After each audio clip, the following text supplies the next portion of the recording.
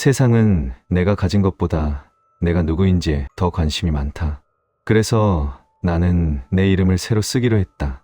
드라마 피키 블라인더스의 주인공 토마스 쉘비는 담배 연기를 내뿜으며 이렇게 말합니다.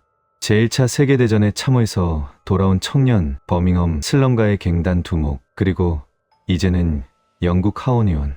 그는 면도칼을 모자에 숨기고 다니던 거리의 범죄자에서 양복을 빼입고 귀족들과 샴페인을 마시는 정치인으로 변신했습니다. 이것은 허구의 이야기입니다. 하지만 이 서사가 현실에서 완벽하게 재현된 가문이 있습니다. 바로 미국의 왕족이라 불리는 케네디 가문입니다. 쉘비 가문과 케네디 가문. 영국과 미국이라는 공간적 차이만 있을 뿐 이방인 아일랜드계가 검은 돈을 정치적 권력으로 세탁하고 그 대가로 비극적인 암살을 맞이한다는 서사는 소름 끼칠 정도로 일치합니다. 오늘 우리는 이 두 가문의 궤적을 따라가며 그들이 맺었던 위험한 동맹들, 특히 유대계의 갱단과 자본 세력과의 관계를 추적합니다. 그리고 그들이 왜 권력의 정상에서 추락해야 했는지 그 잔혹한 법칙을 들여다봅니다. 1920년 1월 17일 미국 전역에서 술의 제조와 판매가 금지되었습니다. 금주법의 시작이었습니다. 표면적으로는 도덕적 개혁이었지만 실제로는 미국 역사상 가장 거대한 범죄의 황금기를 열어젖힌 사건이었습니다. 술은 사라지지 않았습니다. 수요는 여전했고 공급은 불법으로 전환되었을 뿐입니다. 그리고 그 틈새에서 세계의 거대한 세력이 부상했습니다. 이탈리아 마피아, 아일랜드 갱단, 그리고 유대계 범죄 조직. 영국에서는 토마스 쉘비가 그 판을 읽고 있었습니다. 드라마 속에서 그는 밀주를 제조하고 유통합니다. 아일랜드에서 위스키를 밀수입하고 런던의 지하 술집들에 공급합니다. 하지만 그에게는 강력한 경쟁자가 있었습니다. 이탈리아 갱단 사빈이 가문과 유대인 갱단의 리더 알피 솔로몬스였습니다. 알피 솔로몬스. 이 캐릭터는 드라마에서 가장 복잡한 인물 중 하나입니다. 그는 유대인 빵집 주인으로 위장하고 있지만 실제로는 런던 최대의 밀주 제조업자입니다. 그는 때로는 토마스의 동맹이 되고 때로는 적이 됩니다. 그는 예측 불가능하고 위험하며 무엇보다 영리합니다. 토마스가 알피에게 처음 거래를 제안했을 때 알피는 이렇게 말합니다. 나는 유대인이다. 너는 집시다. 우리는 모두 이 나라에서 개만도 못한 취급을 받는다. 그래서 우리는 함께 해야 한다. 아니면 서로를 죽여야 한다. 이것은 단순한 대사가 아닙니다. 이것은 10세기 초범죄 세계의 현실을 정확히 묘사하고 있습니다. 주류 사회에서 배척당한 소수자들이 어둠 속에서 권력을 나눠 가졌던 시대. 미국에서는 조셉 패트릭 케네디가 똑같은 게임을 하고 있었습니다. 1888년 보스턴에서 태어난 조셉은 아일랜드 이민자의 손자였습니다. 하버드 대학을 졸업했지만 보스턴 ESP 사교 클럽들은 그를 받아들이지 않았습니다. 아일랜드계라는 이유로, 가톨릭이라는 이유로. 금주법이 시작되었을 때 조셉은 기회를 보았습니다. 공식적으로 그는 영국과 캐나다에서 술을 수입하는 합법적 사업가였습니다. 하지만 그 술들이 실제로 어디로 갔는지는 또 다른 이야기입니다. 조셉이 손을 잡은 것은 이탈리아 마피아만이 아니었습니다. 그는 유대계 범죄 조직의 천재 마이어 렌스키와도 깊은 관계를 맺었습니다. 마이어 렌스키. 만약 알피 솔로몬스가 실존 인물이었다면 그것은 바로 렌스키였을 것입니다. 폴란드 유대인 이민자 가정에서 태어난 렌스키는 현대 조직 범죄의 설계자였습니다. 그는 단순한 갱스터가 아니었습니다. 그는 금융 천재였습니다. 렌스키는 이해했습니다. 진짜 권력은 총이 아니라 돈에서 나온다는 것을. 그는 범죄 수익을 세탁하는 복잡한 시스템을 만들었습니다. 스위스 은행, 케이맨 제도, 쿠바 카지노. 그는 불법 자금을 합법적 투자로 전환하는 마법사였습니다. 그리고 그는 정치의 힘도 알았습니다. 돈만으로는 부족합니다. 보호가 필요합니다. 정치적 커넥션이 필요합니다. 그래서 그는 조셉 케네디 같은 사람들에게 투자했습니다. 렌스키와 조셉의 관계는 공식 기록에 거의 남아있지 않습니다. 하지만 여러 증언들이 있습니다. 그들은 함께 술을 유통했고 함께 카지노를 운영했으며 함께 정치인들을 매수했습니다. 전설적인 마피아 보스 프랭크 코스텔로는 생전에 이렇게 말했습니다. 내가 조셉 케네디를 도와 술을 팔았고 내가 그의 아들 존을 대통령으로 만들었다. 하지만 코스텔로도 렌스키의 네트워크 안에 있었습니다. 이탈리아 마피아와 유대계 조직은 경쟁자이기도 했지만 때로는 협력자이기도 했습니다. 피키 블라인더스에서 이 복잡한 관계가 완벽하게 재현됩니다. 토마스 쉘비는 이탈리아 갱단 사비니와 전쟁을 벌이지만 동시에 유대인 알피 솔로몬스와는 불안한 동맹을 맺습니다. 세 세력은 서로를 견제하고 이용하고 때로는 배신합니다. 한 장면에서 알피는 토마스에게 이렇게 말합니다. 는 규칙이 없다고 생각하나? 있다. 단 하나. 살아남는 자가 옳다. 조셉 케네디는 이 규칙을 완벽하게 이해했습니다. 그는 금주법 시대를 통해 엄청난 부를 쌓았습니다. 그리고 그 부를 세탁하기 시작했습니다.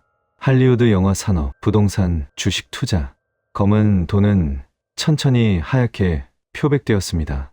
1929년 대공황이 왔을 때 대부분의 투자자들은 파산했습니다. 하지만 조셉은 달랐습니다. 그는 폭락 직전에 모든 주식을 매도했습니다. 어떻게 그 타이밍을 알았을까요? 인사이더 정보였을 것입니다. 아니면 그 자신이 시장 조작에 가담했을 수도 있습니다. 아이러니하게도 그는 나중에 증권거래위원회의 초대위원장이 됩니다. 도둑을 시켜 도둑을 잡게 한 셈입니다. 하지만 이것이 바로 조셉의 천재성이었습니다. 그는 권력의 중심으로 들어가는 법을 알았습니다. 그는 프랭클린 루즈벨트 대통령의 선거운동을 지원했고 그 대가시 위원장직을 받았습니다. 그리고 나중에는 영국 주재 미국 대사가 되었습니다. 아일랜드 이민자의 손자가 영국 대사. 이것은 단순한 직책이 아니었습니다. 이것은 승리의 선언이었습니다. 토마스 쉘비도 같은 길을 걷습니다. 시즌이 진행될수록 그는 점점 더 정치적으로 변합니다. 그는 하원의원이 되고 귀족들과 협상하고 정보기관과 거래합니다. 하지만 그는 결코 과거를 완전히 지울 수 없습니다. 그리고 여기서 문제가 시작됩니다. 조셉 케네디의 야망은 자신이 대통령이 되는 것이 아니었습니다. 그는 자신의 아들들을 왕으로 만들고 싶었습니다. 장남 조셉 주니어는 제2차 세계대전 중 전사했습니다. 그래서 그 역할은 차남 존 F. 케네디에게 넘어갔습니다. JFK는 준비되었습니다. 최고의 교육, 전쟁 영웅의 이력, 완벽한 외모와 화술. 1960년 대통령 선거에 출마했을 때 그는 미국의 희망이었습니다. 하지만 선거는 쉽지 않았습니다. 공화당의 리처드 닉슨과의 대결은 극도로 팽팽했습니다. 그리고 여기서 아버지 조셉의 오래된 인맥들이 작동했습니다. 시카고에서는 이탈리아 마피아 보스 샘 지앙카나가 움직였습니다. 죽은 사람들이 투표했고 한 투표구에서는 등록된 유권자보다 더 많은 표가 나왔습니다. 텍사스에서도 비슷한 일들이 벌어졌습니다. 하지만 이탈리아 마피아만 움직인 것이 아니었습니다. 배후에는 마이어 렌스키의 네트워크가 있었습니다. 렌스키는 전국적인 조직을 가지고 있었습니다. 노조, 카지노, 유흥업소. 그는 표를 움직일 수 있었습니다. 그리고 더 중요한 것은 돈이었습니다. 선거, 자금. 렌스키는 자금 세탁의 전문가였습니다. 불법 자금을 합법적 정치 기부금으로 전환하는 것은 그에게 일상이었습니다. JFK는 되었습니다. 미국 역사상 최초의 가톨릭 대통령. 아일랜드계로서는 최고의 자리에 오른 것입니다. 조셉 케네디의 꿈이 이루어졌습니다. 하지만 여기서 이야기는 어두워집니다. 피키 블라인더스에서 토마스 쉘비가 권력의 정상에 가까워질수록 그를 둘러싼 적들은 더 강력해집니다. 그리고 가장 큰 문제는 그가 올라온 사다리를 걷어차야 한다는 것입니다. 그를 도왔던 범죄 조직들은 이제 그의 약점입니다. 정치인 토마스 쉘비는 갱스터 토마스 쉘비의 과거를 지워야 합니다. 하지만 그들은 쉽게 사라지지 않습니다. 한 장면에서 알피 솔로몬스가 토마스에게 경고합니다. 너는 선을 넘었다, 토미. 너는 우리를 배신했다. 그리고 배신에는 대가가 있다. JFK도 똑같은 실수를 했습니다. 아니, 어쩌면 실수가 아니라 의도적인 선택이었을지도 모릅니다. 그는 자신을 만든 세력들을 배신하기 시작했습니다. 첫 번째 배신은 마피아에 대한 것이었습니다. JFK는 동생 로버트 케네디를 법무장관으로 임명했습니다. 그리고 로버트는 조직 범죄와의 전쟁을 선포했습니다. 샘 지앙카나, 카를로 감비노, 산토 트라피칸테, 선거를 도왔던 마피아 보스들이 하나둘 기소되었습니다. 연방 요원들이 그들의 사업장을 급습했고 도청 장치를 설치했으며 증인들을 보호했습니다. 마피아는 분노했습니다. 지앙카나는 이렇게 말했다고 합니다. 우리가 그 아일랜드 놈을 대통령으로 만들어줬는데 이제 우리를 감옥에 보내려 한다고? 하지만 더 위험한 배신이 있었습니다. JFK는 CIA와 충돌했습니다. 1961년 피그만 침공 작전이 실패했을 때 그네를 비난했습니다. 그리고 CIA 국장 앨런 덜레스를 해임했습니다. CIA는 마피아와 협력 관계에 있었습니다. 특히 쿠바 문제에서 카스트로를 암살하려는 CIA의 계획에는 마피아가 깊이 관여하고 있었습니다. JFK가 이것을 중단시키려 하자 CIA와 마피아는 공동의 적을 갖게 되었습니다. 그리고 가장 치명적인 배신, JFK는 연방준비제도에 도전했습니다. 1963년 6월 4일 JFK는 행정명령 1110호에 서명했습니다.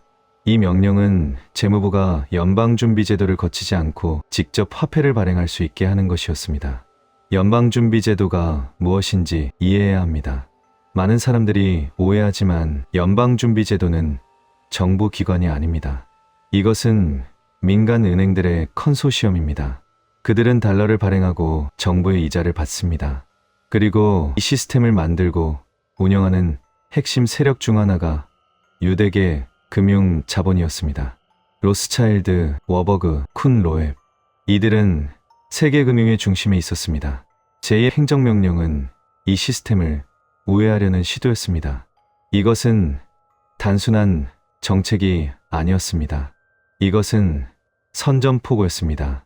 피키 블라인더스에서 알피 솔로몬스가 토마스에게 했던 말을 기억하십니까? 이 세상에는 보이는 권력과 보이지 않는 권력이 있다.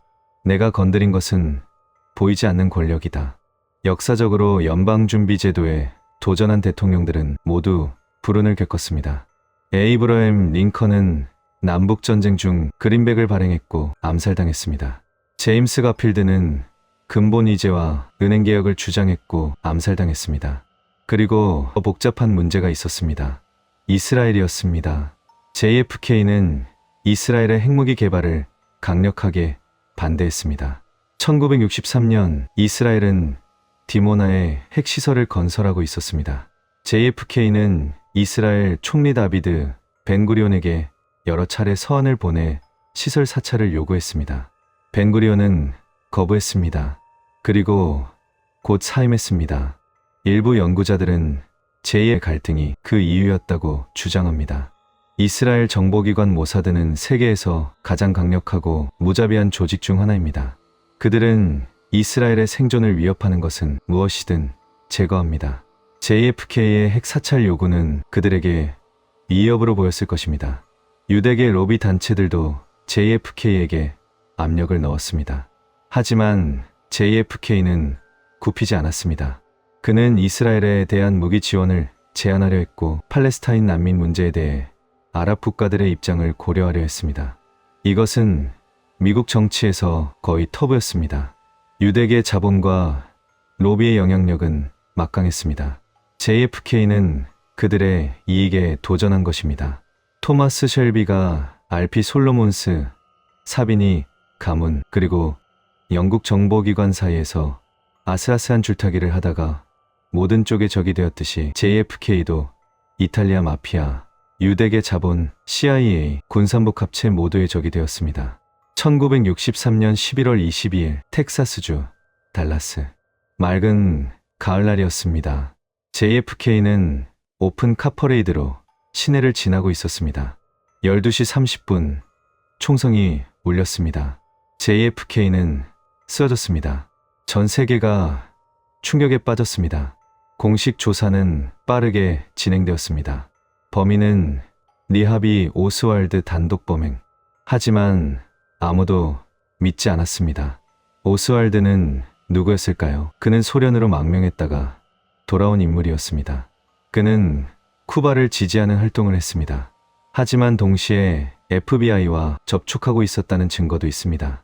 그는 정보기관의 자산이었을 가능성이 높습니다. 그리고 이틀 후 더 결정적인 일이 벌어졌습니다. 잭 루비가 오스왈드를 쐈습니다.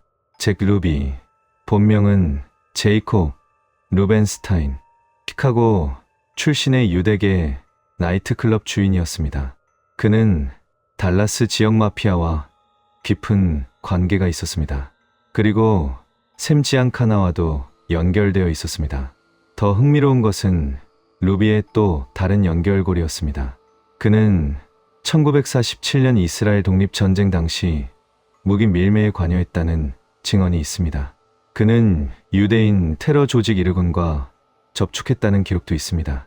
루비는 왜 오스왈드를 죽였을까요? 공식적으로는 대통령에 대한 분노 때문이라고 했습니다. 하지만 많은 사람들은 다르게 생각합니다. 그는 오스왈드의 입을 막으려 한 것이라고. 루비는 나중에 이렇게 말했습니다. 진실은 결코 밝혀지지 않을 것이다. 내가 말하면 나뿐만 아니라 내 가족까지 위험해진다. 워렌 위원회가 조사를 진행했습니다. 결론은 단독 범행, 음모는 없었다. 하지만 수많은 증거들이 무시되었습니다. 달라스 현장에서 목격자들은 여러 곳에서 총소리가 났다고 증언했습니다. 영상을 분석한 전문가들도 최소 2명의 저격수가 있었다고 주장합니다. 하지만 공식 보고서는 이를 무시했습니다. JFK 암살 배우에 대한 이론은 수없이 많습니다.